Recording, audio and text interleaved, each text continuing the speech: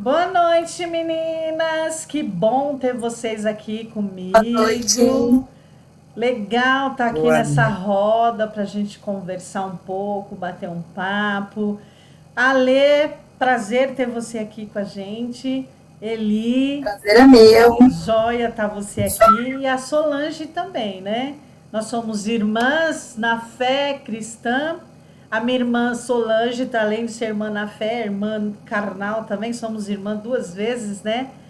E é muito bom ter vocês aqui para nós estarmos conversando sobre um assunto, não digo que talvez seja polêmico ou não, mas cada um tem uma forma de ver sobre isso, de sentir. Então, o nosso tema hoje é como aceitar o não de Deus. E isso acontece na nossa vida quase que sempre ou não, depende da nossa situação e de como estamos vivendo. Deus tem três formas de falar com a gente. Ele diz sim, diz não e espere. E nesse três que Deus fala para nós, nessas três formas, a gente às vezes não consegue esperar aquilo que Deus tem para nós. No sim, ótimo, então era isso que eu queria, então é isso que eu vou fazer. No não, você fala, não, Deus, a gente fica inconformado, a gente não quer saber dessa resposta e espere. A gente, Deus, está demorando muito. Eu quero essas coisas mais rápido, o nosso eu, o nosso ego, né? E não esperar aquilo que Deus realmente tem para nós. A gente quer coisas muito imediatas, né? Imediatismo hoje que a gente chama. E a gente não sabe esperar. A gente ouve histórias de pessoas que esperaram anos e anos e anos por aquela bênção.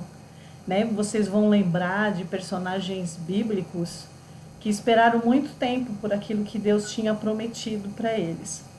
Então hoje, você que está aí assistindo a gente, vai ser um prazer estar contando um pouquinho disso para vocês. Como que é isso na nossa vida, na vida das meninas que está aqui comigo, como que isso ocorreu para elas. Então, que Deus, através das nossas vivências, das nossas histórias, Deus transforme também a sua vida. Que seja bênção para você, tá? Então, estamos aí junto.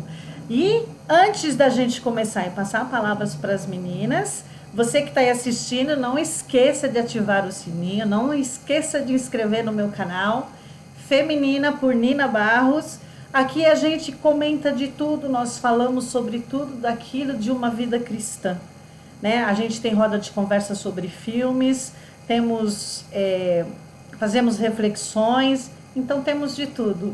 Ó, conto com você aí para estar curtindo a nossa página e acessando aí o nosso like, beleza? Convida aí os seus amigos, as suas amigas e vamos aí ser abençoados por cada histórias, por cada coisa que a gente conta aqui, tá bom? Conto com vocês. Então, primeiramente, já agradeci vocês mais uma vez. Deus abençoe a vida de cada uma e vamos começar então o nosso tema hoje, como aceitar o não de Deus. Vamos lá, irmã Solange? Vamos lá. Como ela já disse, né? Meu nome é Solange, tenho 50 anos, bem vividos, né? Pésimos. E esse tema para mim é um tema muito forte, né? Um tema bem. Você se pega pensando nesse tema, né? E quando eu coloquei esse tema, eu pensei muito na época que eu perdi a minha mãe. E eram meados de 2006, né?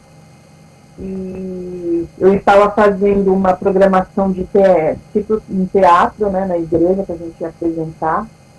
E nesse dia eu recebi uma ligação dizendo que a minha mãe tinha tido um infarto, 25 de março.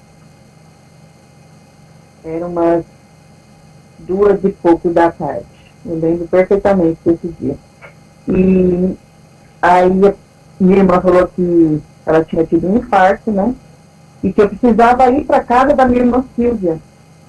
E eu peguei minhas coisas correndo e imediatamente eu já estava dentro da igreja e eu falei, Senhor, pelo amor de Deus, não leva minha mãe. Aí eu peguei o carro, saí correndo, e da igreja até a casa da minha irmã, então, acho que uns 3 minutos, 4, tá? Acho que foi a coisa mais longa que eu tive na minha vida. O caminho, né? O caminho mais longo. E eu ia dentro do carro falando, Senhor, não leva minha mãe, não leva minha mãe, não leva minha mãe. E quando eu cheguei na casa da minha irmã, e elas olharam para o meu rosto e falaram, a mãe acabou de falecer. E eu sei que eu me joguei no chão, fiquei completamente, não sei a palavra que eu fiquei na hora. E eu falava, Senhor, por que você levou minha mãe? Por que me esperou para me ver ela? E eu ficava nessa coisa de por quê? O porquê. Quando a gente está meio assim abalado, né? Parece que a gente não acaba esquecendo de tantas coisas que Deus faz na nossa vida e sabe que as pessoas vão ter que ir embora em algum minuto. Mas na hora, assim, a gente não sente aquilo tão forte e acaba indagando coisas que a gente não precisaria indagar. Sabendo que Deus cuida de tudo e faz o que Ele quer na hora que Ele deve ser feita, né? E eu fiquei, olha, muito, eu acho que uns 10 anos aí, me perguntando por que eu não estava lá com ela, por que eu não, Deus me esperou um pouco para me poder estar com ela. Nossa, foi tantas perguntas. E eu falava, por que, Senhor, você me falou não? Por quê? Aí, quando você vai crescendo na vida cristã, e realmente quando a gente é jovem, a gente não se apega tanto a isso.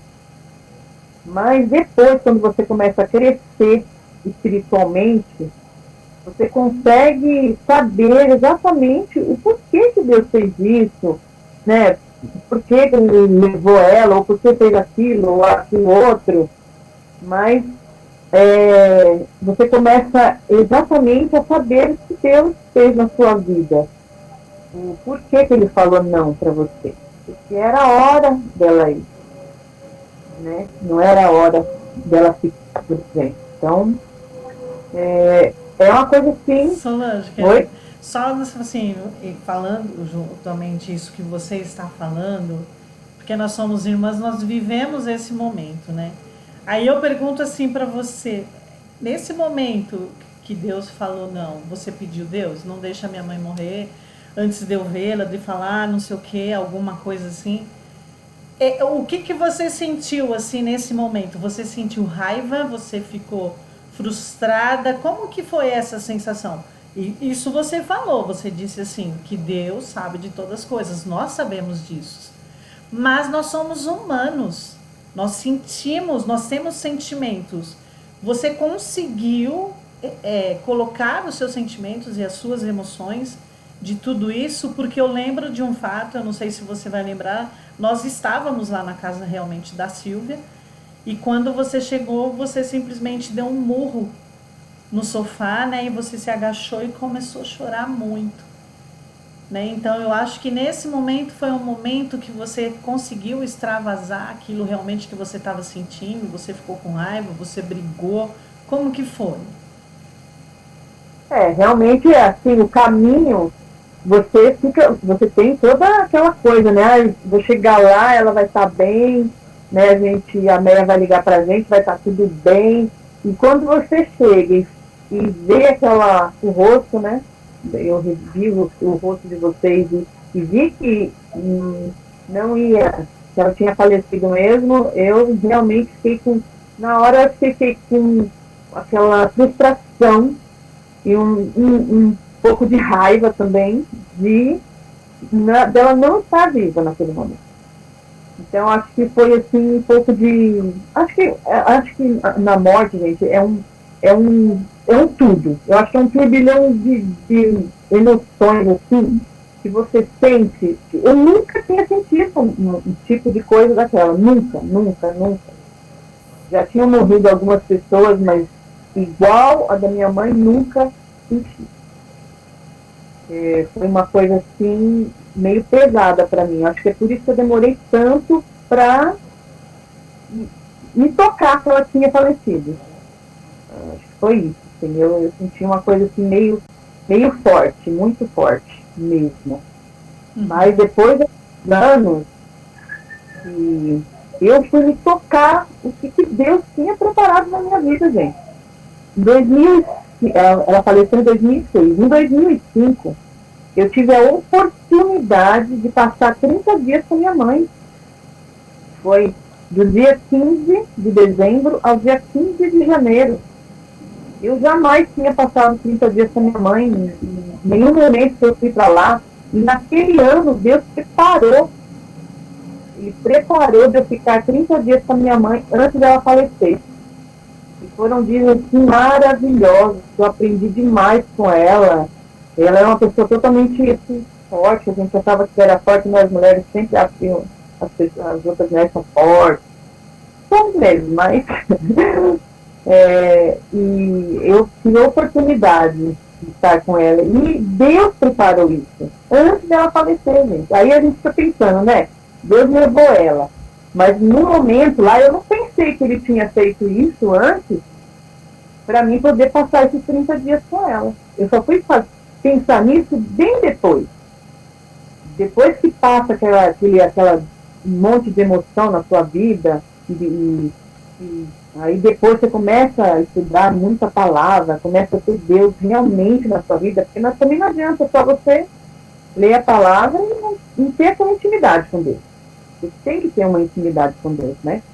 E aquilo lá hoje me faz ver, né, o quanto eu aprendi quando ela faleceu.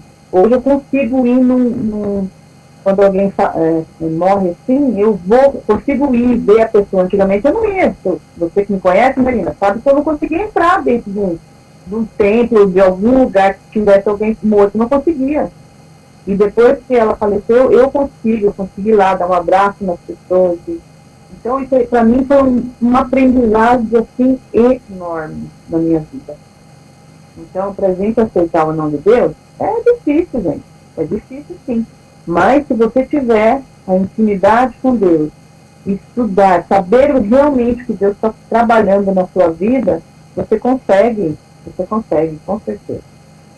É porque a gente precisa estar atento, né, que nem você disse.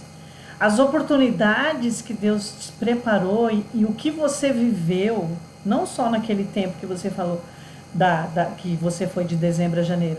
Os outros tempos que a gente, todo Natal, nós íamos para casa da mãe, a gente fazia lá, festejava. Ela ligava para a gente toda semana, então a gente parece que esquece desses momentos que Deus deu para nós, dessa vivência, enquanto a pessoa esteve com a gente, e que quando acontece isso, a gente explode esse turbilhão de sentimentos. E a gente fala, tudo bem você tá com esses sentimentos, esses turbilhões. É normal. Nós vamos sentir isso. E isso é de Deus na nossa vida. Uhum. E a gente pensa assim, não, eu não deveria estar fazendo. A gente não tem. Isso é a minha visão, tá, gente? Isso não significa que é regra. Mas eu penso assim, vejo que eu tenho que pensar assim, Deus, não é o porquê. Não é o porquê. O que o Senhor quer de mim? O que o Senhor quer da minha vida? O que o Senhor quer me ensinar? O que o Senhor quer me mostrar?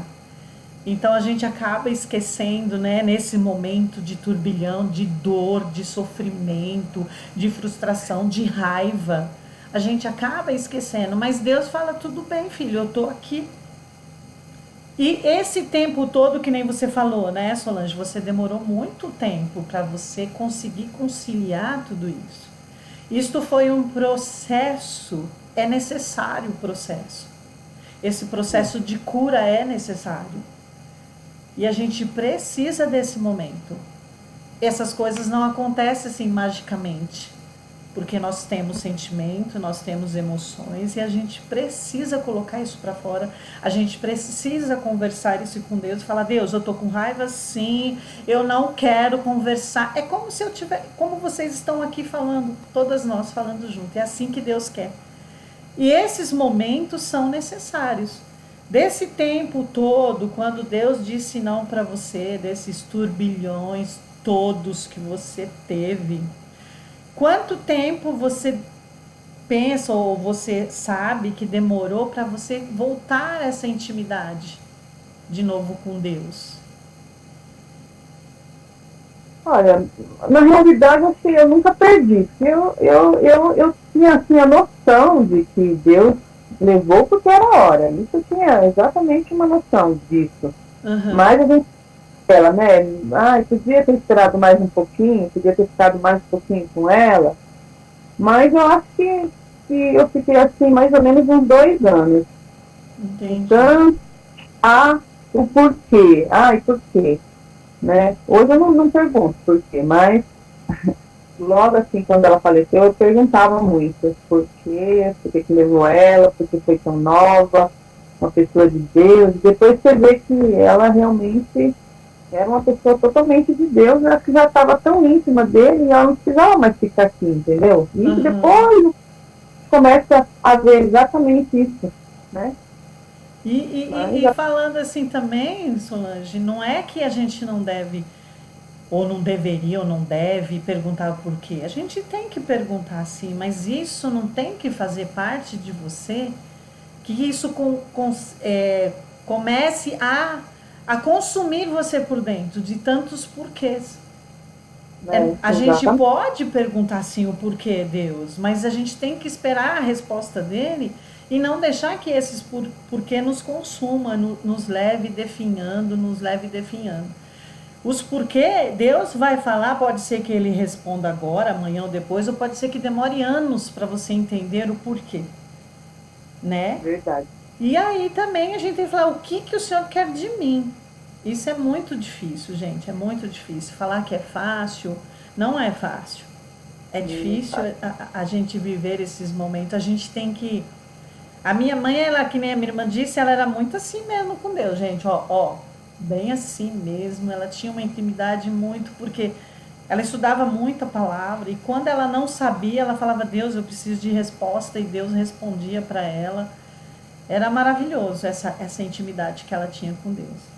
Então, com o tempo, aí você se viu e viu o porquê do acontecimento e todos os momentos que você passou, né? Que viveu com a mãe. E desse tempo Exatamente. aí, você então não foi de imediato que você aceitou o não de Deus, você questionou. Eu questionei. Principalmente porque eu fiquei grávida em 2007. Ela faleceu em 2006, eu fiquei grávida em 2007. Aí eu ficava perguntando, mas ela nem vai ver meu filho, né? Por que ela não vai ver meu filho? Sendo que ela queria tanto ver os netos, né? E o último neto que ela ia ter, ela não ia ver. E também eu fiz assim, perguntas também para Deus. E a gente quer respostas, né, mãe? A Sim, gente e a gente está meio afastado de Deus, né? E a gente não consegue ver as respostas dele. E depois do processo é que você vai conseguir ver tudo. Tem pessoas que é mais fácil, mais rápido. Agora tem pessoas que não, demoram mais, né? sim. O processo ele é diferente para cada uma das pessoas. Cada um vive de uma forma, sente de uma forma, cada um tem o seu modo de viver e de vivenciar esse não de Deus, né? Muitas pessoas e nós não podemos nos comparar com ninguém. Nós somos únicos diante de Deus. Deus nos fez e a forma que ele nos fez foi descartada. Então eu sou única, você é única, as meninas são únicas, todos são únicos, porque Deus nos fez únicos. E quando a gente, assim, olha o que você falou, Solange. É, Você falou assim que depois que passou um tempo, olha só como Deus é lindo, maravilhoso. Passou um tempo, você conseguiu entender por quê? É dessa forma que eu vejo. Porque você não estava no caos. Deus não fala no caos. Deus fala na calmaria. Porque lá em Maria, Abacuque, o livro de Abacuque é sensacional, né? Ele reclama, reclama, fala tudo que ele tem direito. Depois ele vai vivendo, aquele Deus fala, ele fala, eu vou esperar aqui, sentadinho esperando no silêncio. Deus fala, vai lá e fique quietinho que eu vou falar com você, para você ouvir a minha voz. Então Deus não fala no caos, porque a gente não vai conseguir ouvir. Deus fala quando a gente está na calmaria, que a gente já se acalmou, que a gente está bem. É aí que Deus vai falar com a gente. E aí, meninas, quer fazer perguntas para Solange, saber alguma coisa? Pode fazer. Solange, eu não conhecia essa história sua, né? Estou conhecendo agora, e é bem isso mesmo que você falou. A gente começa a questionar o porquê, né? Agora em dezembro eu perdi a minha sogra, foi uma pessoa que, assim, 35 anos da minha vida eu vivi com ela, e uma pessoa abençoada também, uma pessoa super do bem, e ela foi embora, assim, 60 dias ela nos deixou, e até hoje, não tem um dia que eu não, ainda está muito recente, né, tem 90 dias que ela nos deixou, e todos os dias, não tem um dia que a gente não pensa nela, não sente uma saudade, e assim, estava tudo bem, e foi de repente, e é exatamente isso que você falou, você começa a se questionar e perguntar por quê? Por que ela foi? Por que foi tão rápido? Né? E a primeira hora vem a revolta, né? Eu vi muito a revolta nas minhas cunhadas, o não entendimento porque Deus levou, né? Então, depois vem a calmaria, aí vem o entendimento, que é o que a Nina tá falando aí, né? Você começa a entender, poxa, mas ela já tinha 84 anos, ela já tinha vivido muito, é que a gente não queria que ela fosse embora, né? Mas ela já... Acabou a força aqui, gente. Ela já tinha vivido muito, né? Então, eu penso que você tá certa, a gente busca mesmo a gente busca mesmo as respostas para essas perguntas, e o tempo, ele é o sábio. Penso muito no tempo. O tempo, ele é sábio. Ele vai te falar, não a hora que você quer, é a hora que Deus quer falar, né? Então, a Nina falou, a parte do esperar, a gente tem que saber esperar. E a gente não sabe, porque a gente quer respostas rápidas. Né? Rápido, para ontem. A gente quer para ontem, tudo para ontem, né? É verdade. É verdade. E aí, Solange, você já terminou? Quer falar algo mais? Alessandra? Alessandra? Eu vou chamar de Ale, eu falei errado, né? Alessandra? Alexandra. Eu falei para as meninas que eu ia errar seu nome, que tem tanto assim na minha cabeça, mas vou chamar de Ale. Então, Ale, quer falar alguma coisa? Eu só queria comentar uma coisa que eu achei muito interessante, como o Espírito Santo trabalha, né? No final, depois do que eu ia falar, eu ia comentar sobre o livro de Abacuque, né? Que foi o que você falou, Nina. É o meu livro preferido da Bíblia, justamente por causa disso, não sei se por causa da minha trajetória. É um livro que eu me identifico muito, que Abacuque questiona Deus o tempo inteiro, mas no final ele fala, pode me faltar tudo, mas eu ainda vou confiar, sim. Né? Então eu amo esse livro, eu ia até comentar no final, mas eu falei, nossa, o Espírito Santo é perfeito, né? Falou no seu coração e já foi. Glória a Deus. Amém. Amém. E eu só fico feliz porque tem irmãs que me chamam de Silvaninha, e eu fico muito feliz, gente. É o nome da minha mãe, Silvana. E as irmãs da igreja falam, nossa, você parece muito a sua mãe. Nossa, meu coração é esse de gozo. De alegria. Muito bom. Quer falar algo mais, Solange? Só isso. Só a isso? Já acabou. Então tá. Vamos lá, Eli.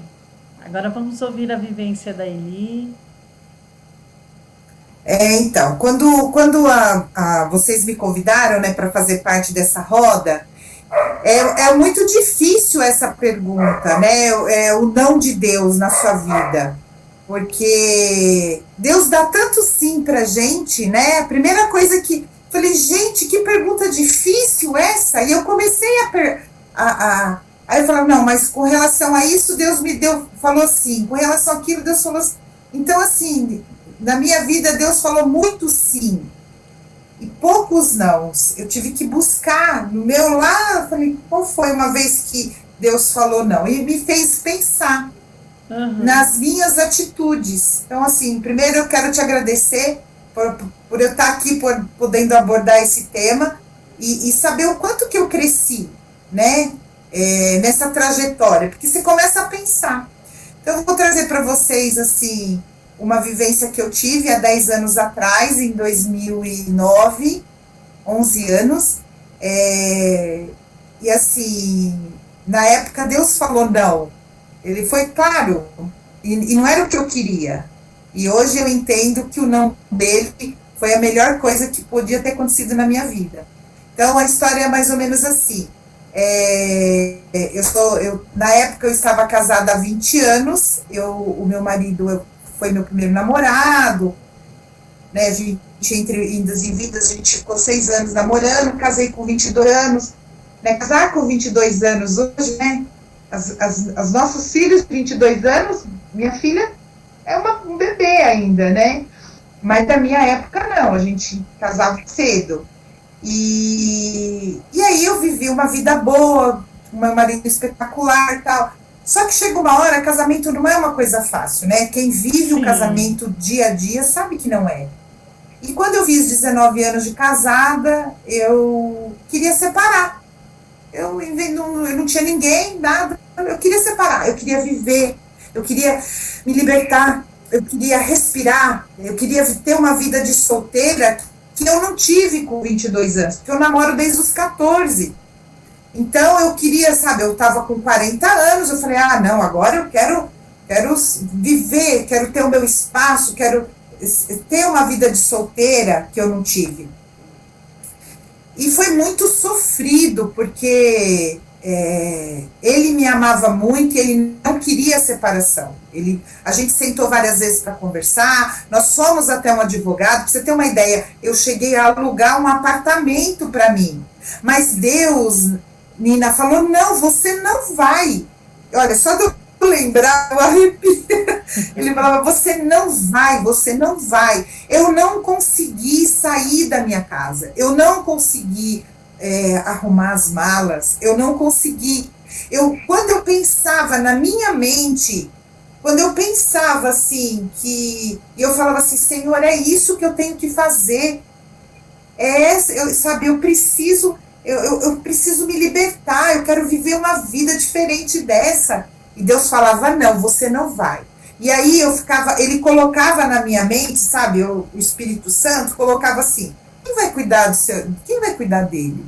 Quem que vai lavar a roupa dele, passar, fazer comida para ele? E aí eu chorava.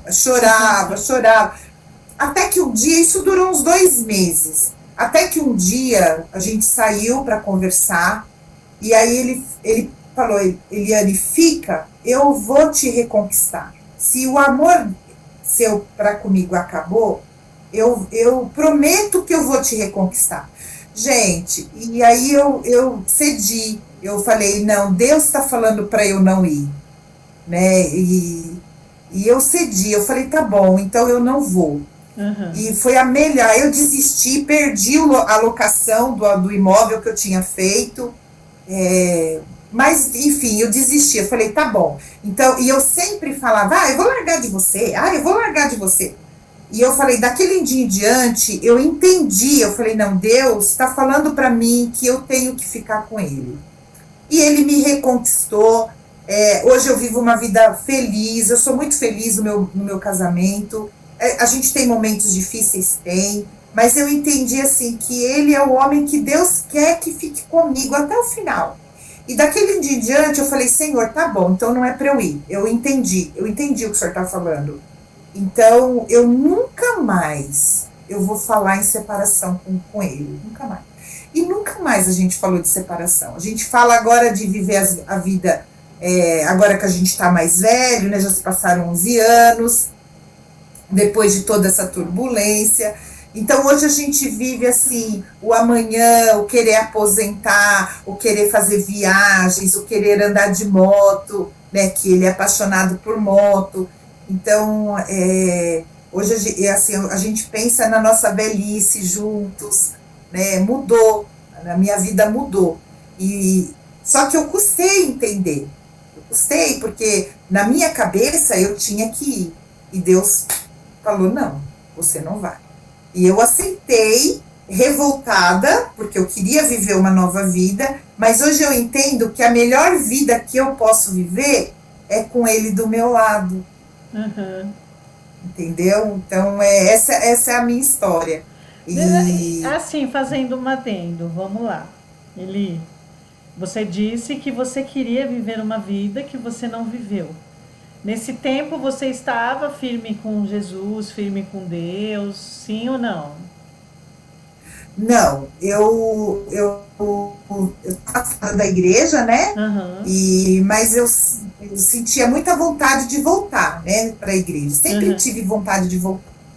E tem 5 anos que eu voltei para a igreja, estou muito feliz.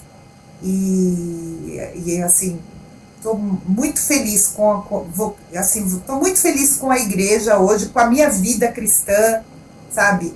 Apesar de estar desviada aí, eu fiquei quase 25 anos fora da igreja. Mas o Espírito Santo Quando estava eu ali, voltei ó, também, né? O estava Espírito... ali trabalhando, sempre Exatamente, trabalhando. exatamente. Sempre senti a presença de Deus em mim, apesar de não estar na igreja, tá? Então, Hoje eu me sinto completo. Nessa parte de religião, eu me sinto, assim, completo. Eu posso mais? Posso. É uma formiguinha, né? Cada dia que... Tanto é que tudo que as meninas me pedem, eu tento fazer, sabe? Eu tento ler a Bíblia, leio a Bíblia todos os dias um pouquinho, mas eu preciso de mais. Eu preciso me alimentar mais. e a palavra de Mas Deus na época eu diz, não estava. a palavra diz, né, ele diz assim, que a gente tem que estar sempre procurando, sempre.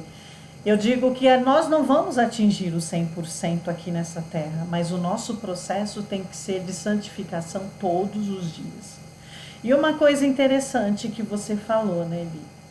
Você queria viver uma história e assim, gente, pode ser que vocês não concordem comigo, vocês que estão aqui comigo, vocês que estão aí nos assistindo. Tinha uma coisa que a Eliane fazia e que eu penso, Nina, penso que a gente nunca deve colocar pensamentos negativos na nossa vida, seja de relacionamento, seja com filhos, seja como for. Porque a Eliana disse, se eu estiver errada, você pode me corrigir ali. Ela disse assim que sempre falava para o marido dela, eu quero me separar de você, eu quero me separar de você.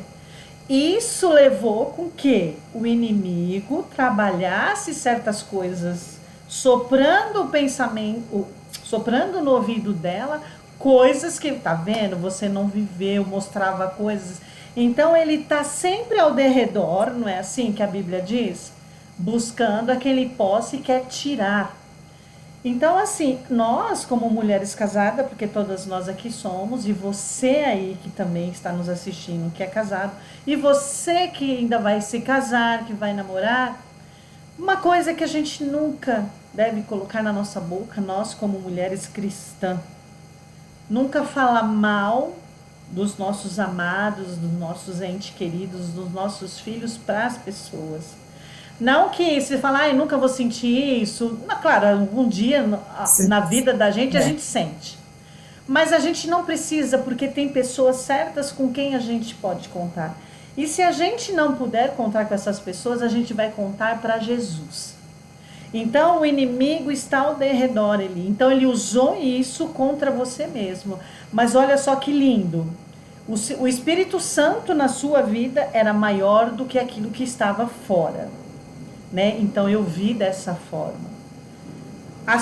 Aquilo que Deus preparou para você era o seu marido, a pessoa com quem você ama, você disse que ama o seu marido. Então por que aconteceu isso? Foi um leve e momentâneo dificuldade ou situações que levou a Eliana precisa viver, e você já estava vivendo esse momento gostoso, esse momento, só que você não estava conseguindo enxergar ele por causa desse pensamento que estava na sua mente. Eu não vivi, e na realidade você viveu. O que você pensa disso tudo que eu falei? Sim, não? Eu acho que você está certa, né? Como você falou, né? Eu estava buscando uma coisa que eu já estava vivendo, né? E é assim, hoje eu percebo o quão imatura a minha atitude foi muito imatura. Eu percebo isso. E assim, eu percebo, às vezes sabe, por exemplo, com esse negócio de pandemia, ele está passando uma semana lá na praia, uma semana aqui. Uma semana ele fica lá, uma semana aqui. Então, nossa, semana que ele fica lá, nossa, eu fico aqui, mas essa semana ele ia para lá. Eu falei, não vai não, fica aqui comigo. Eu sinto a falta dele, sabe? É assim, eu falo, meu Deus. Aí às vezes vem essa história, de vez em quando vem, né? Eu falo, e aí eu agradeço, sabe? Senhor, obrigada por eu não ter ido. Glória a Deus. Se eu tivesse ido, né? Hoje eu agradeço. Mas você fica questionando porque sim, você fica perguntando se você está no caminho certo, o que Deus queria de mim naquele momento, e eu entendi que ele queria que eu não fosse. Então, acho que você está certa, mas a vida é um eterno aprendizado, sim, né? Eu penso que a gente aprende todos os dias, verdade, né? Todos os dias a gente aprende. E dessa história, eu conto para as minhas amigas, e ainda eu brinco, eu falo, ruim com ele, pior sem ele, fica aí, você já... Aí eu falo assim, quando eu era nova, né, agora que eu tô velha, agora você vai ter que ficar...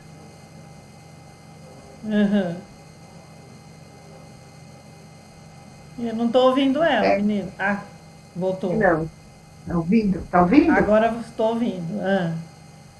Ah, tá, então. Então eu acho que que eu estava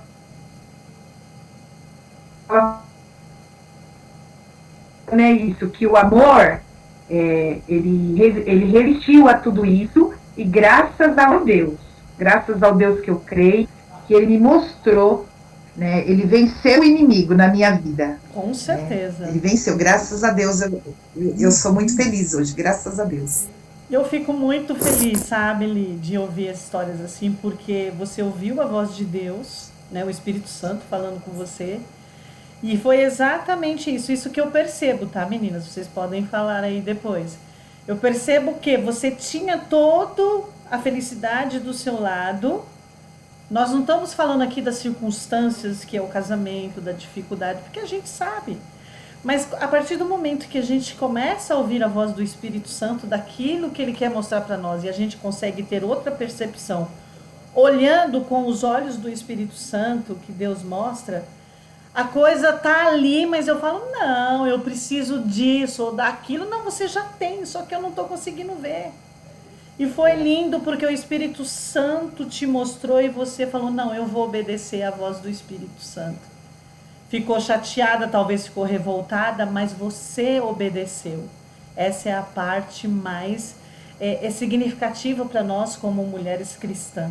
Ouvir a voz do Espírito Santo daquilo que Deus tem para nós e de melhor. Amém. Glória a Deus pela sua história, por você estar feliz hoje, por tudo aquilo que você aprendeu, que nós aprendemos todos os dias, você disse muito bem. A nossa vida é uma verdadeira transformação e mudança todos os dias. Todos os dias. E isso é lindo, maravilhoso. Tá? Que Deus abençoe. E alguém quer falar com a Eli? Falar alguma coisa? Eu queria fazer uma pergunta para ela. Na época que ela aconteceu isso, se ela tinha assim, se ela contou na época para alguém, e se ela tinha aquelas pessoas, as amigas que falavam não volte, saia mesmo, vai viver sua vida, e tinha aquelas que falavam, não, você tem que estar com ele, bababá, tem que tentar reaver seu casamento e tudo mais. Eu tive as duas histórias, as duas versões, né? Então, assim, eu tive amigas que falavam, não, você tem que separar, chega, já deu o que tinha que dar. E tinha amigas minhas que eram separadas, que falavam para mim, não vai, Eli, não vai, que você vai se arrepender. Então eu tive as duas versões, tá? A minha família era totalmente contra a separação, todas, minha mãe, minhas duas irmãs, elas falavam que não, porque assim, o Wilson, ele é uma pessoa assim, que vive comigo desde os meus 13 anos, né? Muito tempo junto. Então, assim, a gente cria um vínculo, né? A gente cria um vínculo. Então, mas eu tive, sim, poucas amigas falaram para eu ir, poucas. A maioria falou para eu tentar novamente resgatar o amor, o respeito, porque é isso que fica no final, né, Solange? É o amor, é o respeito, é a amizade, é o companheirismo, é o querer bem, é isso que fica, né? E as outras coisas passam, né? Isso fica. Verdade. É isso aí. Ale, quer fazer pergunta para Eli? Ou quer dizer... Eu fico muito feliz pela Eliane, né, que não desistiu, né? Sim. Infelizmente é uma realidade que a gente não vê hoje, né? Hoje, o primeiro obstáculo que os casais enfrentam já é divórcio, separação. Acho que as pessoas já casam pensando em separar, né? Infelizmente, e é onde o inimigo ataca mesmo, né? Na família. Ele quer desconstituir a família, é isso que ele quer, né? Então eu fico muito feliz, mesmo que você não desistiu. Estamos aí, né? Firme e forte. Agora, esse ano a gente faz 30 anos. 30 anos de casado. Eu casei dia 14 de dezembro de 91. Então, em 2021 eu faço 30 anos. E eu quero fazer 40, quero fazer 50, quero, né, para sempre. Glória a Deus. Parabéns, Eli. É isso que a Ale falou mesmo. Que bom que você, né, persistiu, que você não desistiu. Isso que é importante. Reviu, resignificou algumas coisas, mudou algumas coisas, e isso que importa. Que tudo que fica é isso, né? Deus abençoe. Mas, amém. Então vamos ouvir a Lê? Bora. Bora lá. Deixa eu desligar o microfone. É um pouco longo que eu vou falar para vocês, mas para tentar entender aonde eu cheguei, né? Como eu reagi a tudo isso, né? Lê, não tem problema. Fala aquilo que Deus colocou no seu coração, tá bom?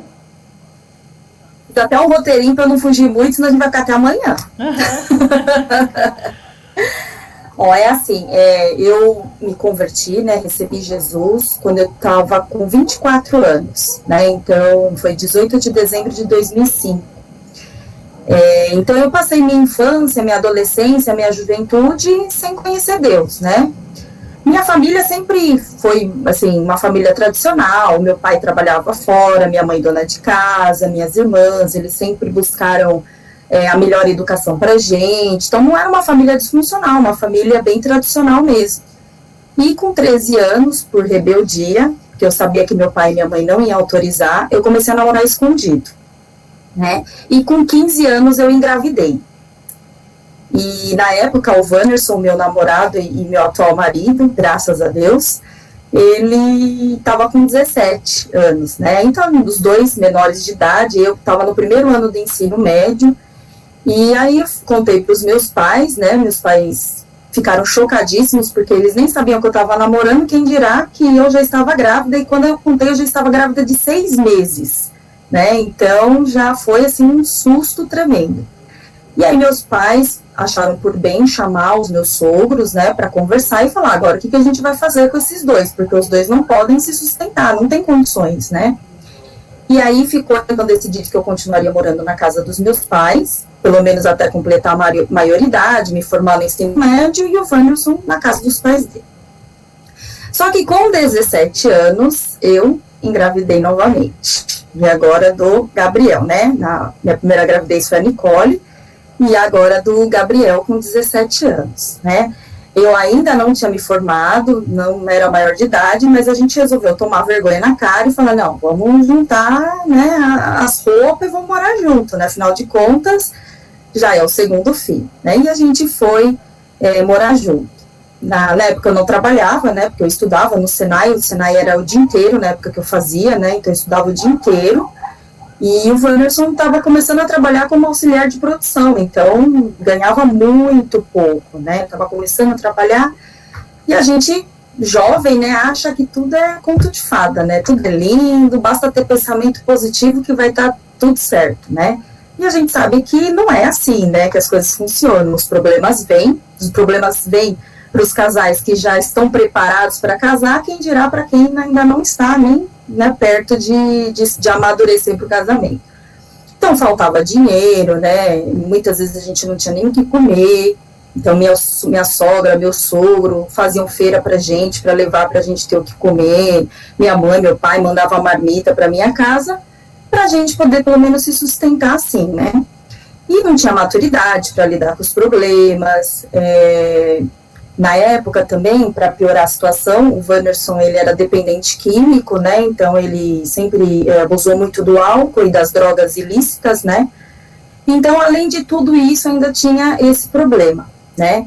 E quando eu fiz meu primeiro ultrassom do meu filho, constatou que ele tinha uma deficiência no cérebro, né? Ele tinha uma anomalia, mas ninguém sabia ainda qual era o grau dessa anomalia, dessa deficiência, que eu precisava fazer o ultrassom morfológico, que era a tecnologia mais recente da época, né? Eu nem sei se existe alguma ultrassom que seja melhor que essa, para detectar alguma coisa interna, né, no feto.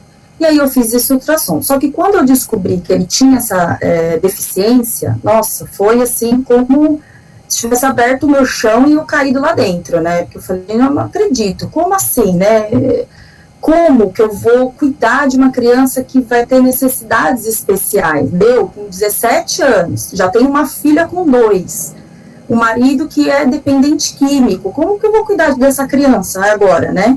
Então, desabei a chorar, fiquei muito mal, minha mãe na época até falou, não, a gente cuida de 1, cuida de 2, cuida de 3 e vai cuidar de todo mundo e vamos te ajudar. E aí a gente foi caminhando assim, né? Aí no ultrassom morfológico constou que ele tinha uma deficiência chamada esquizencefalia, que era uma má formação cerebral do lado direito. Então, todo o lado direito dele era comprometido do cérebro.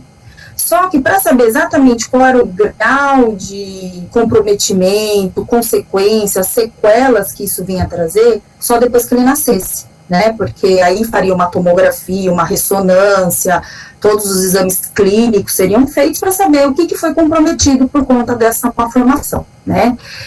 Eu passava em São Bernardo, na obstetra, e só que ele, quando ele fosse nascer, ele precisaria estar num hospital que tivesse UTI neonatal, e em São Bernardo não tinha, então eu tinha que ir para São Paulo.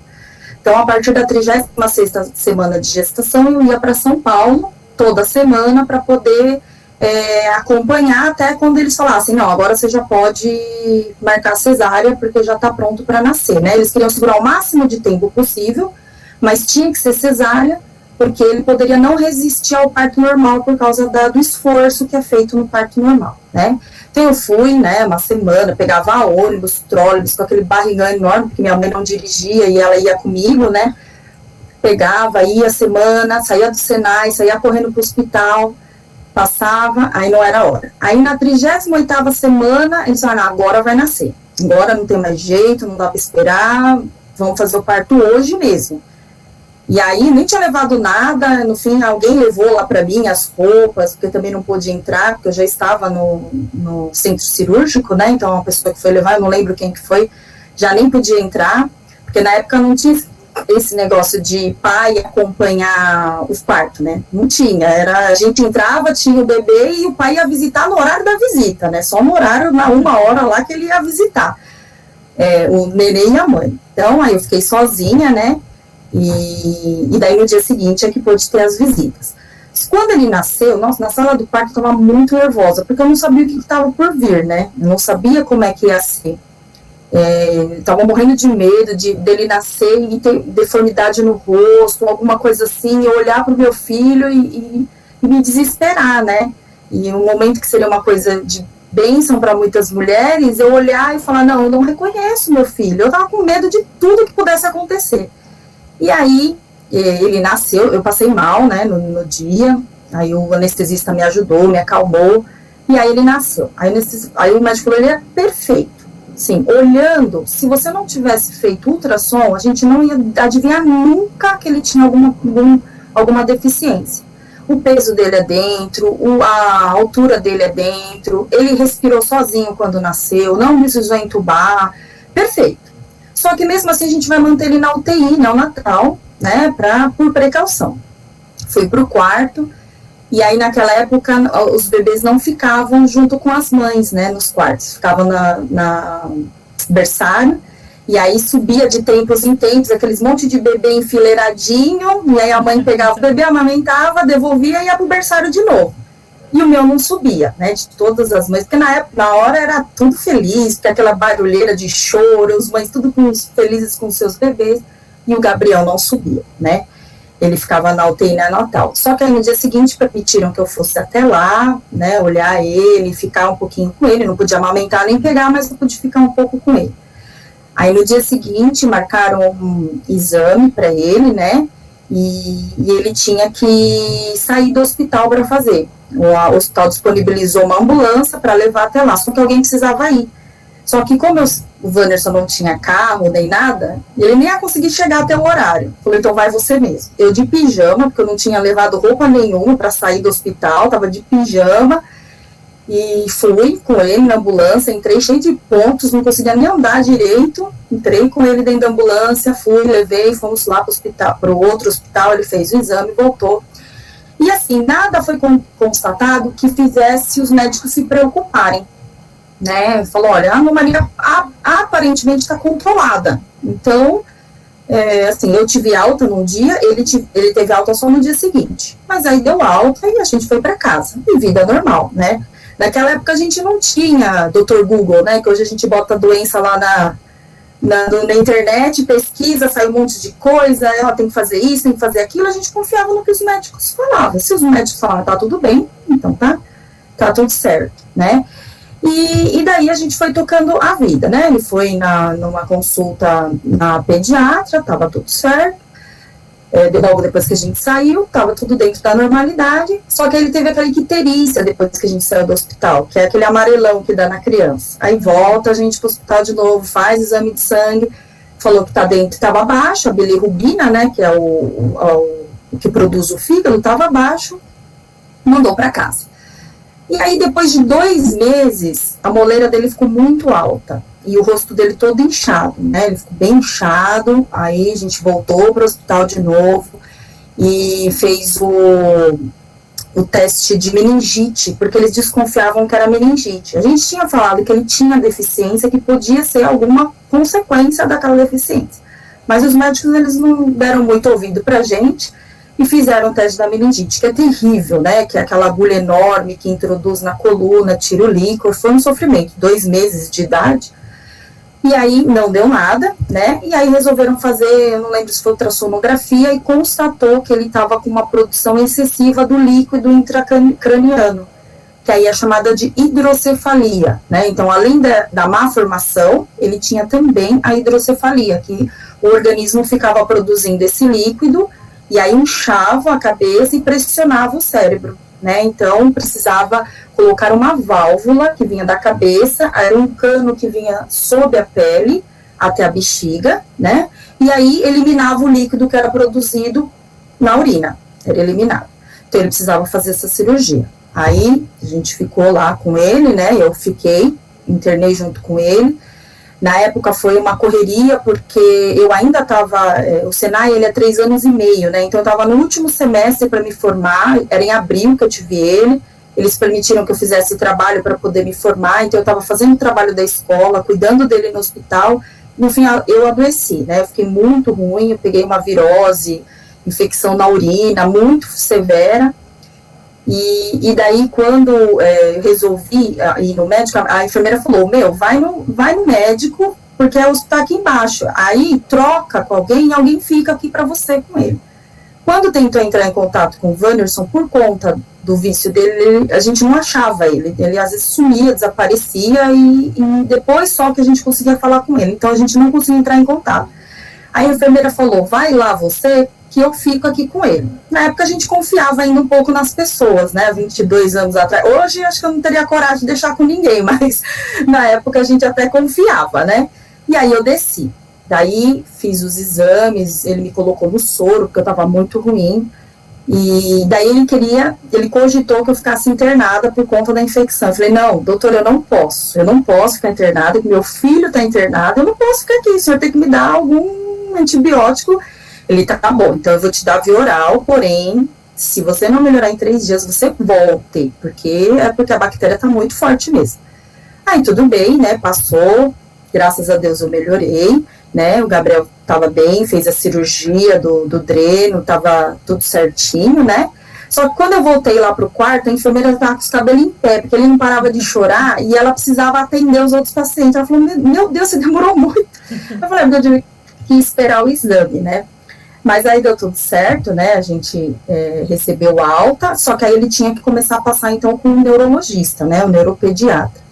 E desde muito cedo ele tomava anticonvulsivo, porque ele já tinha espasmos, né, não chegava a ser convulsão, era uma espécie de convulsão, início de convulsão. Então sempre tomou muito remédio controlado, desde novinho, né, tarja preta, remédio controlado. E aí, à medida que ele ia ficando mais velho, o que a gente começou a perceber? Que ele não estava se desenvolvendo. Então, uma criança com 3 meses já firma o pescocinho, já vira de um lado, vira do outro, com 6 meses já senta, já tem todo esse processo. Ele responde a estímulos, e o Gabriel não. Ele parecia um bebê de 2 meses, né? Parece que ele parou ali com 2 meses de idade e ficou, né?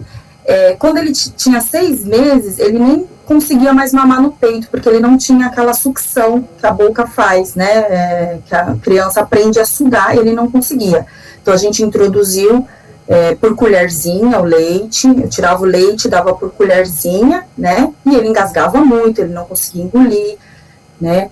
E é o que eu falei, né, 22 anos atrás era difícil as informações, né, normalmente a gente ficava sabendo das coisas porque a amiga tinha uma prima, que tinha uma cunhada, que passou por ali, que fez isso, e aí a gente falava, então vamos correr atrás. E era o que eu fazia, né, descobria alguma coisa, eu corria atrás. Na época ele fazia fisioterapia no convênio, só que a fisioterapia do convênio não era especializada, ele precisava de uma fisioterapia para pessoas com deficiência do grau dele. E aí a gente corre atrás daqui, aí no fim conseguimos, através de uma instituição, né, tratamento especializado, era pago a parte, né, nós tínhamos bolsa, porque eles trabalhavam com bolsa para pessoas carentes, né, a gente tinha bolsa, então ele fazia fisioterapia, fazia terapia ocupacional, fonoaudiologia, aí na prefeitura a gente conseguiu colocar ele em escola especializada, conseguimos aquele ecoterapia, o tratamento que é com o cavalo, né, ele fazia também, tudo puxado pela prefeitura, transporte, quando não era pela prefeitura, a gente pagava táxi, porque quem levava era minha mãe, né, na época eu já tinha conseguido um estágio, então eu estava trabalhando, então a minha mãe que começou a se movimentar com ele para lá e para cá, né, e até, assim, com o vereador, a gente conversou para conseguir as coisas, e aí a cadeira de roda de graça, a gente conseguiu um monte de coisa, só pagar a adaptação mesmo, né, então aí o Gabriel chegou aos 6 anos, né, e com 6 anos ele continuava do mesmo jeitinho, parecendo que tinha 2 meses, então era um bebezão, ele era grande, comprido, mas um bebezão, de 2 meses, ele não enxergava, ele não andava, ele não falava, ele não tinha controle do esfíncter, né, que é da urina e da fezes, então ele usava fralda, ele não respondia a estímulos, então, por mais que a gente fizesse barulho, ele não virava a cabecinha para a direção do barulho, porque mesmo a criança que não enxerga, ela se volta ao barulho, né, e ele não fazia isso, então a gente sabia que ele não estava entendendo, né. Então, ele ficava deitadinho lá, quieto. Ele só balbuciava algumas, igual o nenê mesmo, fica balbuciando, e sorria, de vez em quando ele sorria do nada, e chorava. E chorava só quando tinha dor, porque ele era muito bonzinho. Se ele tivesse sem dor, ele não chorava, né? Ele ficava quietinho. E durante o período, até os 6 anos, ele ficou internado umas 2 vezes, né? Ele tinha crises de vômitos e depois hipotermia. Nunca ninguém descobriu o porquê que ele tinha essas crises, mas de vez em quando ele vomitava e dava hipotermia. Aí tinha que internar para poder regularizar a temperatura dele e depois ter a alta, né? Ele não podia ficar desse jeito. Nessas vezes que ele foi, mais uma vez desconfiaram que era a meningite. E foi tirar o líquor de novo do Gabriel. Só que dessa vez eles não conseguiram tirar da coluna, tiveram que tirar da nuca. Então teve que imobilizar ele de um jeito que precisou de 2 enfermeiros e eu segurando para ele conseguir entrar na nuca e tirarem, né, esse líquido. E não era meningite também, eram as crises que ele tinha, ninguém sabia por quê, se era medicamento ou se era da doença mesmo, né, da deficiência que ele tinha. E nessas vezes que ele ficou internado, quem ficava com ele ou era minha mãe ou a tia do Wanderson, né? Eu ia à noite, não chegava a dormir, ficava um período com ele, mas durante o dia e a noite elas se revezavam, porque como eu estava trabalhando e o Wanderson estava trabalhando, e na minha época, na minha cabeça funcionava assim, eu vou trabalhar até o máximo que eu conseguir, depois disso eu vou parar, porque aí eu vou cuidar dele em tempo integral. Minha mãe não vai mais aguentar ficar pegando ele, porque como ele não tinha controle, você tinha que segurar ele igual um bebê, e é extremamente pesado quando você segura uma pessoa adulta como se fosse um bebê, né? E aí eu falei, não, ela não vai conseguir, então eu vou, tanto que a faculdade que eu fiz foi por exigência da empresa, senão eu ia ser mandada embora, mas eu escolhi fazer tecnologia, que era 2 anos de faculdade, só para o diploma mesmo, não era o meu sonho, não era o desejo profissional que eu tinha. E aí eu falei, vou trabalhar mais 3 anos, eu estava com 6, vou trabalhar mais 3 anos, eu paro. Aí eu já não vou mais trabalhar, vou me dedicar única e exclusivamente a ele, né? Então, aquele meu emprego para mim ia ser só daqui mais 3 anos, então eu tinha que segurar ele até 3 anos, depois eu ia sair. Só fazendo um adendo, né, minha sogra, ela sempre levou o Wanderson e os meus cunhados para a igreja, desde pequenininha, ela é serva do Senhor há muito tempo já, né, e eu também sei, hoje eu enxergo que muita coisa Deus livrou a gente, Deus guardou e Deus nos abençoou por fruto de oração dela, das irmãs, né, que sempre estiveram aí na nossa retaguarda, porque nós mesmos, eu mesmo não conhecia esse Deus que a gente conhece hoje, né, que eu tenho hoje. Né? E aí, quando o Wanderson entrou na adolescência, ele se desviou, né? Foi para esse caminho de bebidas e drogas, né?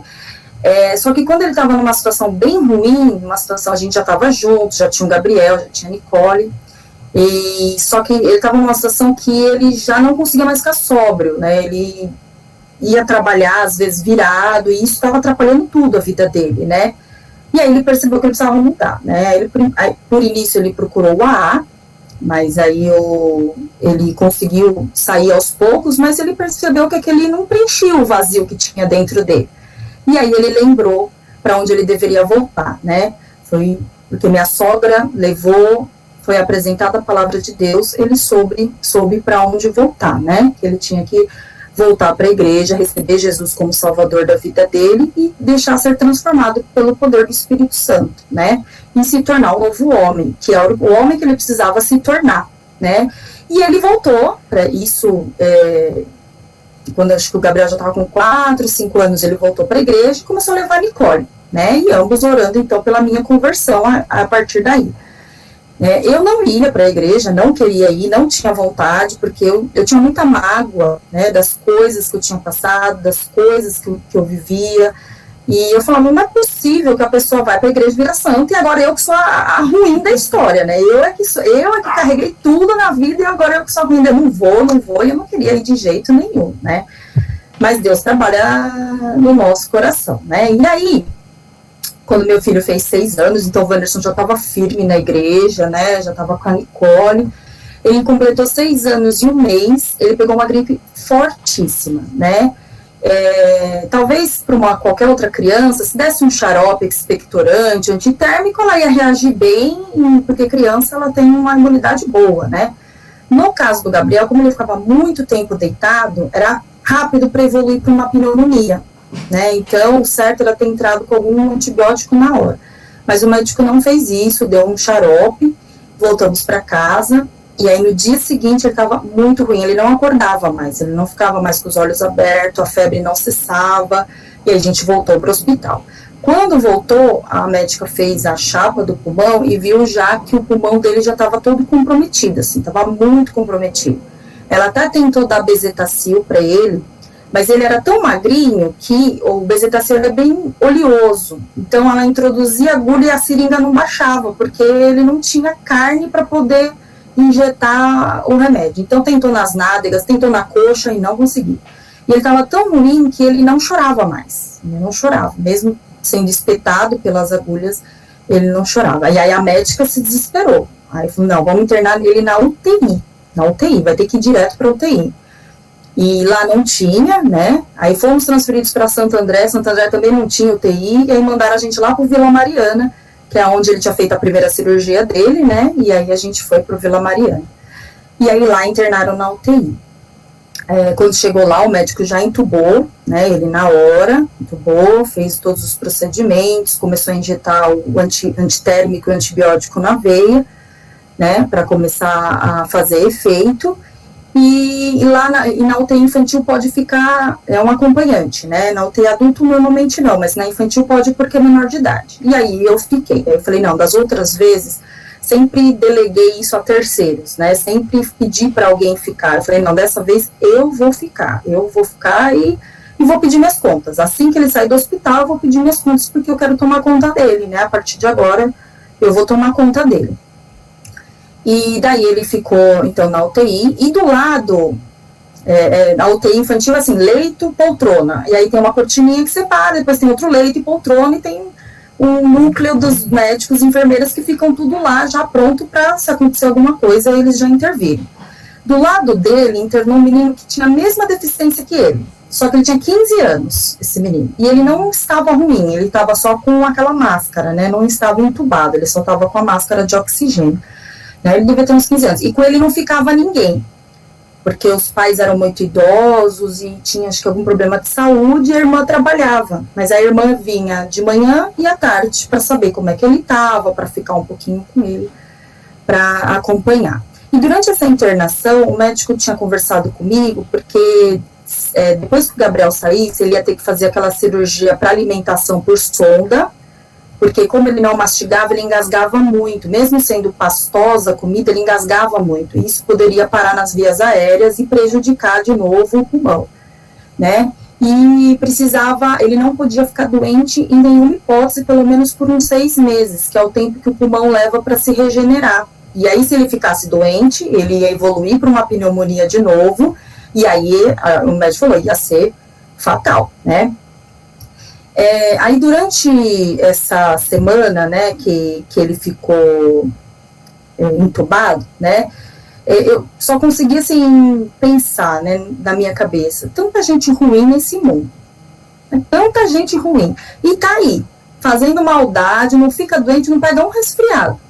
Meu filho, para mim, meu filho era um santo, né, porque ele não tinha maldade, ele não fazia maldade, o filho já passou por tanta coisa, mas tanta coisa, tanto médico, tanto remédio, e o que ele faz? Só dá felicidade e alegria pra gente, né? Eu não conseguia me conformar, né? Como é que tem tanta gente ruim no mundo e uma pessoa como meu filho sofrer do jeito que ele estava sofrendo, né? Aí depois de um tempo, a cânula da intubação, ela começa a dar folga. Aí tem que desentubar e entubar de novo, porque senão não chega oxigênio no pulmão. E aí ele teve que passar por esse procedimento, desentubou e entubou de novo.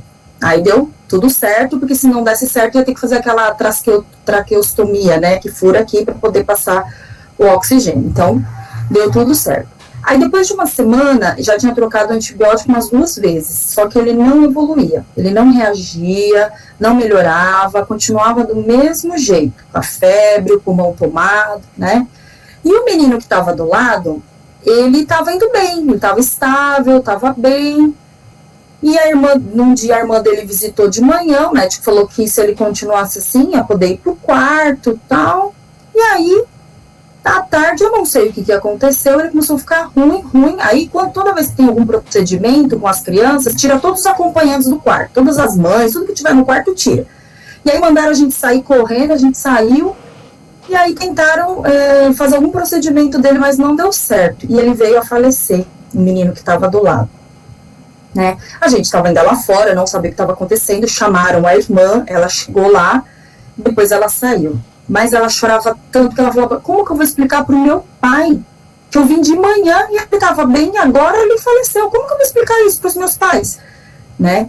e chorava. Eu não sabia fazer nada, eu só sempre ficava do lado dela e chorava, porque a gente cria esse vínculo com os familiares que estão lá, e a gente acaba sendo solidário com a dor, né? A gente senta do lado e não fala nada, só chora junto com a pessoa. Toda vez que tinha algum procedimento era assim, a mãe sentava as outras mães e todo mundo ficava chorando lá junto, esperando que as coisas, né, fossem melhorar. E aí, nesse dia, né, que aconteceu, foi, acho que o pior dia da internação, assim, do período da internação, que foi o dia que eu me dei conta que o meu filho podia falecer, porque o menino que estava do lado estava bem, super bem. E como que ele faleceu? E o meu filho, que não reage de jeito nenhum, então o que vai acontecer com ele? Então, nesse dia, eu me dei conta que ele poderia falecer. Em momento nenhum, eu nunca pensei isso, mesmo quando ele nasceu com todas as dificuldades, com todas as intervenções, eu nunca pensei que ele poderia partir cedo, né? Eu sempre pensei que ele ia sobreviver, mesmo porque nunca nenhum médico disse o contrário, né? E a gente, mesmo se tivesse dito, a gente como mãe nunca quer acreditar nessa situação, né? E até uma mulher, numa das internações que eu conheci, uma mãe, ela falou, quanto tempo te deram de vida para o seu filho? Eu falei, quanto tempo vive um brasileiro? É a mesma quantidade de tempo, 70, 75 anos, é isso que meu filho vai viver, né? Eu nunca... que pergunta é essa, né? E naquela vez passou pela minha cabeça, realmente pode acontecer, né? No dia seguinte do falecimento desse menino, né, eu já estava ruim, eu estava com crise alérgica, né, eu já tinha tomado um vidro de antialérgico, não tinha melhorado, e aí veio essa notícia, então eu fiquei assim, psicologicamente eu estava muito abalada, muito mesmo, né, e no dia seguinte era feriado de Sexta-feira da Paixão, então o Wanderson ia ficar com o Gabriel, só que de manhã, algo assim extraordinário aconteceu. Os sinais vitais dele melhorou assim, da água para o vinho. A oxigenação dele estava perfeita, ele estava sem febre, e os médicos falaram assim, eu não entendo por que está acontecendo isso. Porque o pulmão dele está a mesma coisa. Eu não sei por que ele melhorou, mas a gente vai tirar a sedação aos pouquinhos, para ele acordar, para a gente ver como que ele vai reagir. Tirou a sedação, ele acordou, ficou com o olhinho aberto, eu pude ver ele com o olhinho aberto, aí eu fui para casa, o Wanderson passou o dia com ele, né, e aí no final da tarde eu voltei, aí muitas pessoas foram visitar ele no dia, viu ele com o olhinho aberto, né, pôde falar com ele, mesmo ele não entendendo, né, as pessoas falam, porque ele sente o carinho, né, ele sentiu o carinho e tal, e aí passou o dia assim. Daí no final, aí o Wanderson foi embora, eu fiquei no lugar, aí no final começou a entrar a noite, aí da mesma forma que melhorou, piorou. Veio uma pior assim, bem pior do que ele estava antes. Caiu a oxigenação, a febre voltou assim com tudo. Daí o médico veio falar comigo, né, depois que ele viu, né, que estava acontecendo, e ele falou assim, olha, tem duas opções, e aí eu preciso que você autorize. Ou a gente deixa como tá, e ele com certeza virá óbito da madrugada, ou a gente tenta desentubar e entubar novamente. E aí, se der certo, ele tem chance de sobreviver, né? Mas também pode dar errado. Eu falei, bom, se há uma possibilidade dele sobreviver, então vamos tentar entubar e destubar. Aí tem que sair todo mundo, né, do quarto. E aí, nessa hora, lá no fundo do meu coração, eu já tinha certeza que era a última vez que eu ia ver ele com vida, que eu não viria mais ele vivo de novo, né? E aí eu dei um beijo nele, falei com ele e saí da UTI. E foi pro banheiro. Né? As outras mães saíram também, ficaram lá na sala de espera e eu fui pro banheiro, né? E aí eu chorando muito, né? E foi a primeira vez que eu entrei em oração. Eu não sabia orar, né? Porque eu ainda não tinha recebido Jesus, mas foi a primeira vez que eu elevei os meus pensamentos a Deus, tudo foi desligado ao meu redor, na minha mente, e comecei a orar. E falei com Deus, falei, o Senhor sabe qual que é a minha vontade, por mim eu quero que meu filho fique, por mim eu quero que ele seja uma criança normal, que ele ande, que ele me dê trabalho, que eu quero ver minha casa revirada do avesso, cheio de brinquedo jogado, eu quero escutar meu nome, né, mãe, 24 horas por dia, igual a gente escuta dos nossos filhos, eu quero isso dele. O Senhor sabe que é essa a minha vontade, mas se não for a tua vontade, Então, eu estou preparada para aceitar qual é a sua vontade. Porque eu não quero ser egoísta e ver meu filho sofrendo mais 30, 40 anos, sendo furado o tempo inteiro, entuba e desentuba, e dá medicamento, e convulsiona, e você não sabe o que fazer, né? Então, eu falei, eu quero ele comigo, mas eu estou preparada para qual seja a sua vontade, né? E aí eu saí do banheiro, e aí a gente pega também algumas amizades com as enfermeiras, né? E aí tinha uma enfermeira que estava voltando da janta, ela me viu lá na sala de espera, perguntou o que eu estava fazendo lá, e aí eu falei que, né, o procedimento que ia ser feito, ela entrou. Daqui a pouco ela saiu da UTI, e falou, seu marido tá vindo para cá? Eu falei, não, já era meia-noite, né? Eu falei, não, ele acabou de sair daqui, ele não tá vindo para cá. Ah, tá. Eu falei, não, porque se ele vier, o procedimento já vai ter acabado e não vão deixar ele entrar, porque não é horário de visita. Aí ela falou, olha, se eu fosse você, eu ligava pro seu marido para ele ver. Aí na hora eu já falei, não tá dando certo, né? As coisas não estão indo do jeito que né, os médicos achavam que ia funcionar. E aí depois de um tempo, o médico saiu, avisou, né, que realmente não tinha dado certo o procedimento, que ele havia falecido. E perguntou se eu queria entrar para ver, né, ele, mas se eu não quisesse, que não tinha problema, que as enfermeiras todas iam arrumar minhas coisas, descer lá para a recepção, né, onde eu ia encontrar com os meus familiares, e o corpo do Gabriel ia para a sala onde espera o carro da funerária, né, e a gente entregaria uma muda de roupa, eles já trocavam tudo, já ia direitinho para baixo. Eu não consegui entrar. Eu não consegui, porque eu falei, eu não vou conseguir ver o corpo do meu filho do jeito que deve estar, não sei se estava revirado, de tanto eles fazerem ressuscitação, e eu falei, eu não vou conseguir ver. Ele com o corpo todo molinho, sem vida, em cima de um leito. Falei, então eu falei, não quero entrar. Pode descer, né, ele, que depois eu já me despedi quando eu saí, né, da UTI, eu me despedi dele. Aí eu liguei para minha mãe, né, primeiro, porque eu sabia que o Wanderson não ia ter condições de dirigir até o hospital. Aí meu pai e minha mãe pegaram ele, levaram para o hospital, e aí ele foi, né, então sepultado, tudo, enterrado. Depois desse dia, eu fiquei, assim, meio sem rumo, né, eu fiquei uma semana de luto. Uma semana, assim, de luto, assim, mesmo. Eu não queria ver ninguém, eu mal comia, eu ficava deitada o dia inteiro deitada. Eu não levantava para nada na vida, para beber um copo de água só, e o resto da semana eu passei deitada, né? Depois disso, a gente vai ter que ir voltando ao normal, né? Vai ter que voltar ao trabalho, e aí tem que retomar a vida, né? Mas mesmo assim, tudo que eu tinha planejado tinha caído por terra, porque eu falei, e agora? Todo o meu planejamento era voltado para o meu filho. Eu ia trabalhar, ia parar de trabalhar e ia cuidar dele. Falei, e agora? Eu não quero ficar nessa profissão que eu tô. Eu não sei o que eu quero fazer agora. Não sei o que eu vou fazer da minha vida, né? Eu preciso retomar meus objetivos, né? Preciso clarear minha mente e descobrir o que eu quero e correr atrás do que eu quero. Porque até então eu era mãe do Gabriel. Eu não era uma pessoa, não tinha personalidade. Eu era mãe do Gabriel, né? E aí, eu ainda não ia para a igreja, né, o Wanderson e a Nicole continuaram firmes nesse período, né, só que eu não senti revolta contra Deus nessa época, sabe, eu não me questionei do porquê que Deus havia levado ele, do porquê Deus, me questionava muito do porquê ele era assim, né, do porquê ele havia nascido daquele jeito, né, mas não, na hora, né, depois que ele faleceu, eu não me questionei do por que Deus havia levado ele. Eu acho que no dia que eu fiz a oração, né, pedindo para Deus, para ele ficar, mas que se não fosse a vontade dele, que era para ele então levar, né, e ir para um lugar onde ele não choraria mais, ele não sentiria mais dor, eu senti muita paz. E aí eu comecei a perceber que tinha um Deus que me ouvia, que havia um Deus que se preocupava e que se importava com o que eu estava sentindo, né, que realmente naquele momento ele me ouviu.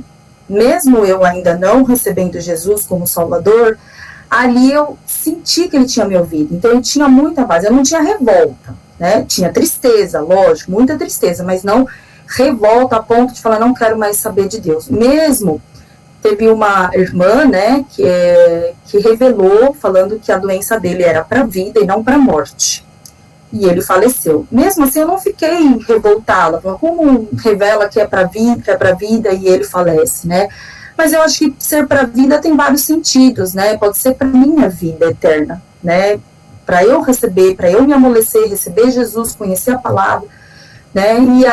E aí eu comecei a frequentar também a igreja, né? Em alguns trabalhos especiais, encontro de famílias, encontro de casais, e fui me sentindo bem, fui me sentindo muito acolhida pelas irmãs, pelos irmãos. A gente tem quando a gente cresce fora da igreja, a gente tem uma visão, né, de que crente é tudo pessoa que se acha santo e que julga as pessoas pelos erros delas, né? E aí a gente vai vendo que não, muito pelo contrário, que todos lá estamos sabemos na nossa condição de pecador, e por isso que a gente está lá, né, para acolher as pessoas que estão nas mesmas condições que a gente, né, e apresentar a solução do problema. E aí, então, eu fui me sentindo super bem, comecei a frequentar os cultos regulares, né, de domingo, comecei a ir ao culto, e aí no dia 18 de dezembro do mesmo ano, né, meu filho faleceu em 28 de maio de 2005, dia 18 de dezembro de 2005 eu recebi Jesus como salvador da minha vida, né. Então, assim, a minha vida foi sendo transformada, a vida da minha família, o Espírito Santo já estava trabalhando no Wanderson, né, o que isso foi uma bênção, porque acho que se tivesse ocorrido em outra época, ele tinha acabado na bebida, nas drogas, para amenizar a dor, né. Só que como ele já estava caminhando com Deus, foi um porto seguro para mim, né, ele me ajudou a passar pelo luto, ele ficou comigo, ele me apoiou, né, e apresentou, né, a Jesus para mim. Então, assim, hoje eu vejo, olhando para trás, eu vejo que era a trajetória que a gente tinha que passar mesmo para chegar onde a gente está, né. Deus me abençoou com um filho maravilhoso, pelo pouco tempo que a gente viveu, que ele viveu, né, que nós vivemos juntos, ele ensinou a gente a amar de uma forma altruísta, ensinou a pureza, ensinou a não se apegar às coisas pequenas, sabe? Agradecer cada coisa, cada bênção que você recebe, né? Então ele ensinou isso pra gente. E aí quando o Wanderson voltou para os caminhos de Deus, eu acho que o propósito que Deus tinha para ele aqui na Terra já tinha sido cumprido. E aí Deus chamou ele então para ele, né? Para que o sofrimento dele aqui na Terra cessasse, né? E aí nesse momento, né, que ele estava partindo, que eu fiz a oração, foi, acho que, o momento que Deus, então, trabalhou a terra no meu coração para que eu fosse preparada para receber a semente da palavra de Deus e que ela viesse a frutificar no futuro, né. Então, hoje, a gente olhando, eu olho por esses ângulos, né, e vejo que é tudo propósito de Deus na nossa vida, né, que Deus tem um propósito muito grande, que a gente não entende no início, não entende o porquê que as coisas acontecem, mas quando a gente se submete à vontade dele, as coisas funcionam, né, é onde a bênção vem, né, e eu acredito também que Deus chama a todos, né, mesmo que aqueles que ainda não receberam, nos pequenos detalhes, cada bênção que eu vejo que a gente conseguiu ao longo da vida, a gente fala, era Deus trabalhando ali. Era Deus que estava trabalhando ali e queria que a gente voltasse para ele e desse honra, né? Coisa que muita gente não faz. As pessoas recebem bênção e atribuem isso à sorte, coincidência, conspiração do universo, né? Agora tem muito esse negócio de conspiração do universo. Mas é Deus trabalhando nos detalhes, chamando as pessoas para ele. Fala, olha, eu estou aqui, eu estou te concedendo isso, né? E aí cabe as pessoas olharem e realmente atribuir ao autor, né? Ao autor que das bênçãos, né? Então, assim, hoje, o meu não, né? O não que eu recebi foi tanto pela saúde do meu filho, como pela vida dele, né? Mas Deus me proporcionou algo muito maior, né? Que foi a salvação em Cristo Jesus, né? E hoje eu tenho plena certeza e esperança de que eu vou encontrar ele de novo no céu, e não mais com um corpo deficiente, agora com um corpo transformado, né? Onde ele não vai mais chorar, ele não vai mais sentir dor, né? Ele vai estar feliz.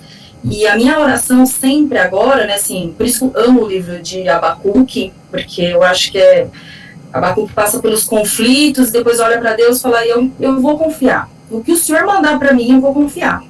né? E as minhas orações sempre têm esse pedido, né? Que Deus me ajude a obedecer à vontade dele, sem precisar entender o porquê que está acontecendo.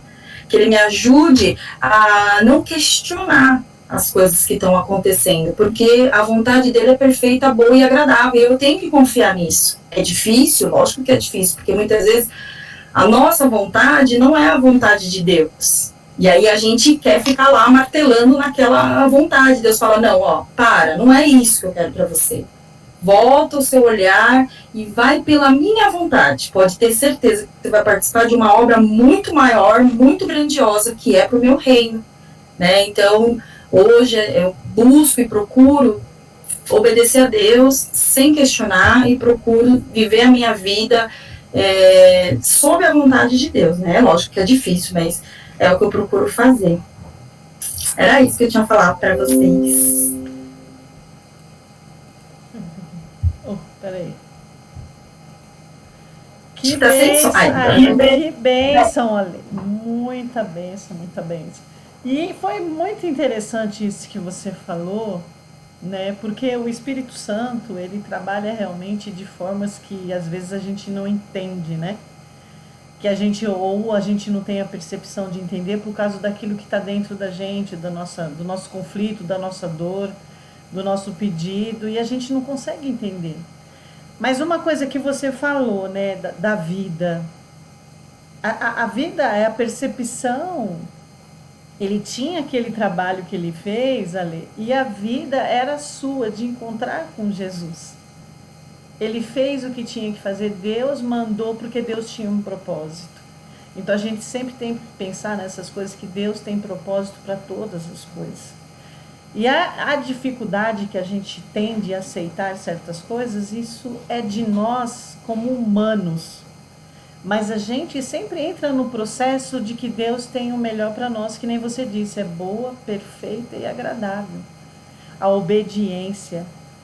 Maravilhoso o seu testemunho, a sua vivência desse tempo todo, de tudo isso. Aí eu faço uma pergunta, Ale. De tudo isso, né? Dessa dificuldade toda, graças a Deus, né? Você namorou cedo e casou com a mesma pessoa, né?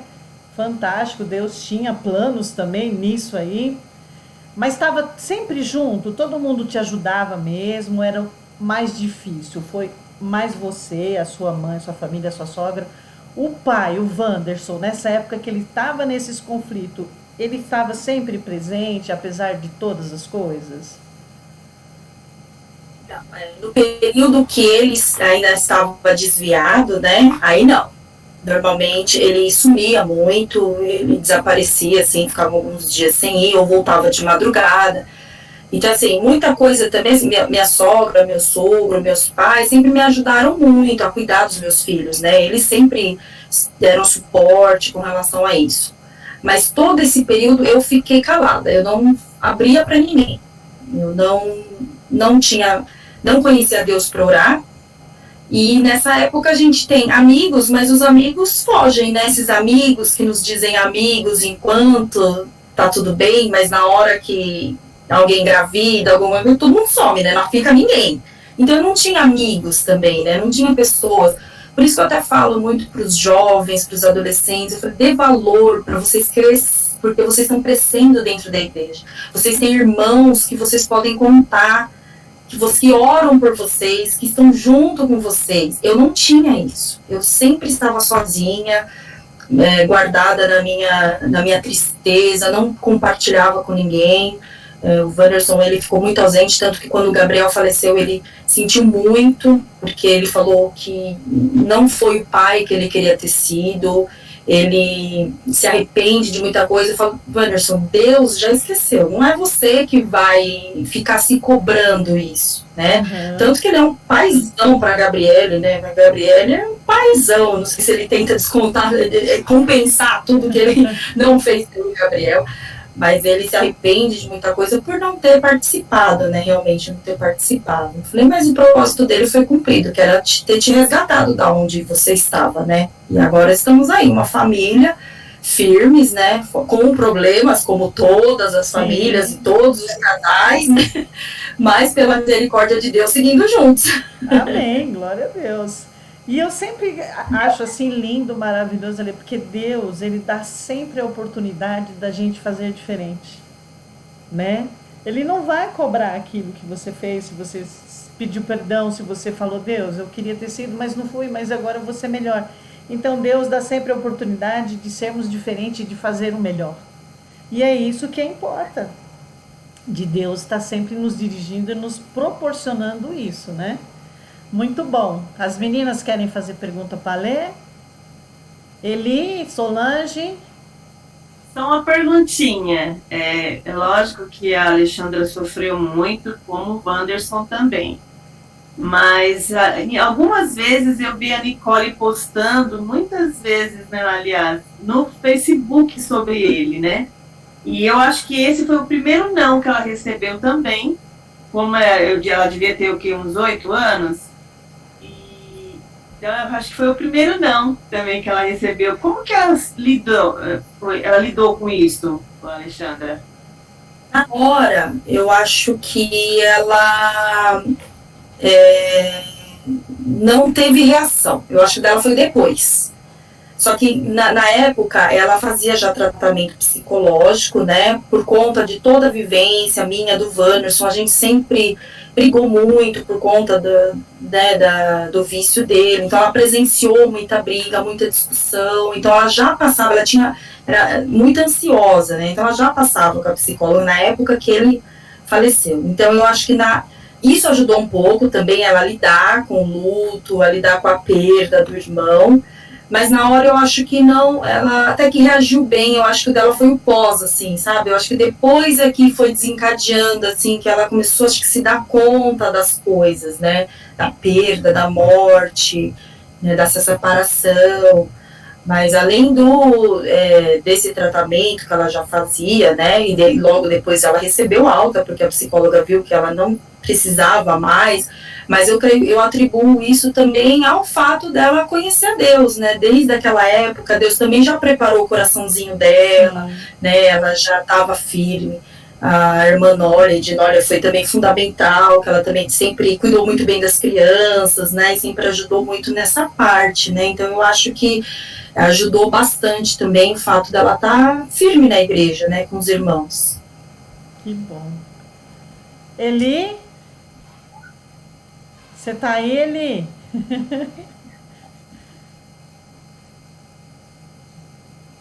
Alguém tá ouvindo a Eli? Não tô ouvindo. Não, ela não. Não, agora tá. Você fica meio...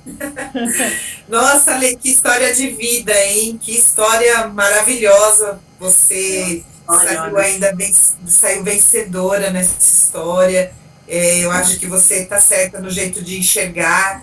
O Gabriel veio na tua vida para te mostrar que existe Deus, que Ele está aqui presente. E assim, de uma certa forma, Ele está guardado. O Gabriel vai ficar sempre aí com você para sempre, guardado no seu coração. Uma história linda mesmo, viu? Deus abençoe. Gostei assim, muito de ouvir, né? A correria do dia a dia, não dá para a gente conhecer muitas pessoas, né? A gente só se vê nos domingos aí, e agora com essa pandemia também tá difícil, né? Mas é uma história muito... Nossa, forte você, hein, amiga?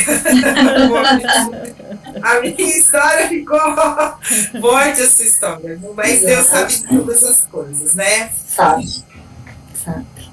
E tipo assim, meninas, a gente já tá quase terminando, só pro final. E é assim, Eli, não é que a sua história é a sua história, e ela é forte, ela é extraordinária para você, como a história da Alê é extraordinária para ela, e a história da Solange é extraordinária para ela. Todas as histórias são extraordinárias, porque Deus tem propósitos em todas as nossas vivências e histórias de vida nossa. Fantástico, maravilhoso os testemunhos e as vivências que nós podemos passar para você que está aí ouvindo a gente. Pode ser que você esteja passando por algum desses momentos e saiba que Deus está com você e Deus tem um propósito na sua vida. Porque Deus não faz as coisas na nossa vida sem um propósito. Tudo tem propósito. Então, assim, para a gente terminar, eu gostaria que cada uma de vocês deixasse uma frase, uma palavra para as pessoas que estão nos ouvindo, de como Deus é lindo, maravilhoso, e aí a gente fecha, tá bom? Pode falar. Bom, eu queria deixar para vocês que não perca nunca a vontade de achar algo que Deus possa te dar. Porque a gente, lógico, é um ser humano e erra, se revolta, mas acho que a gente tem que sempre pensar que Deus está do nosso lado e Ele é o único que pode nos ajudar. Então, creia que Deus pode fazer muito mais do que a gente fez. Amém. Eu falo em acreditar. Eu acho que a gente precisa acreditar um pouco mais, confiar. A gente precisa confiar em Deus, né? Tem um corinho que a gente canta: com Cristo no barco tudo vai muito bem, né?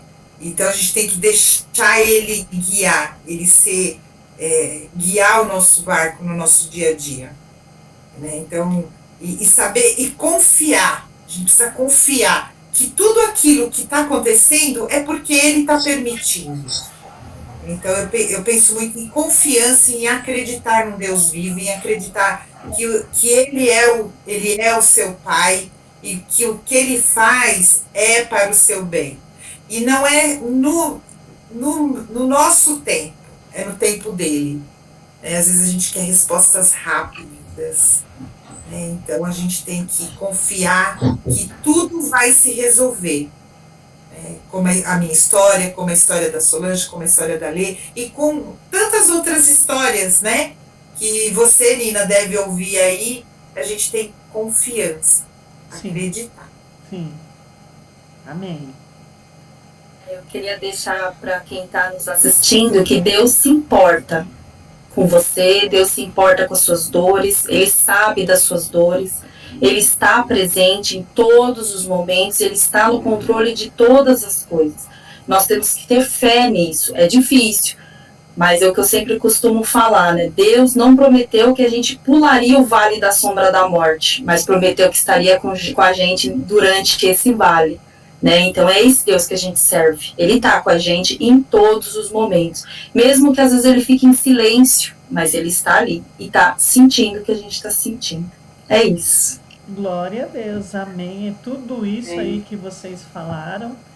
E realmente tem uma música da Exla, não sei se vocês conhecem, que fala que o milagre sou eu, né? Que foi quando ela perdeu o filho dela, vocês lembram? É uma música que diz muito. Então Deus tem um milagre.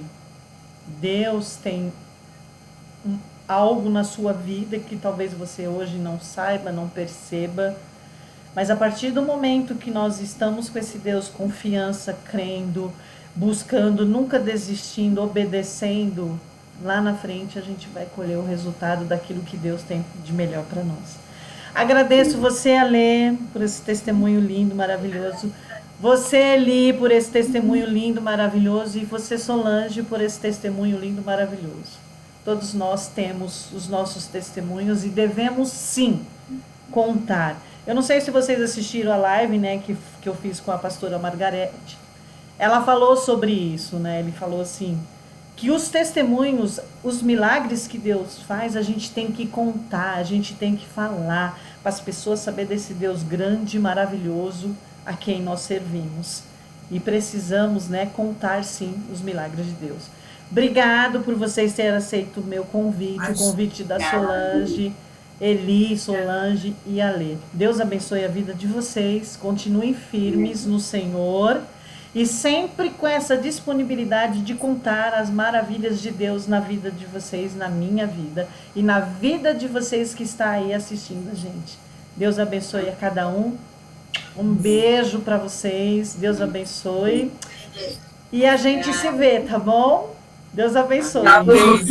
Tchau. Tchau. Beijo.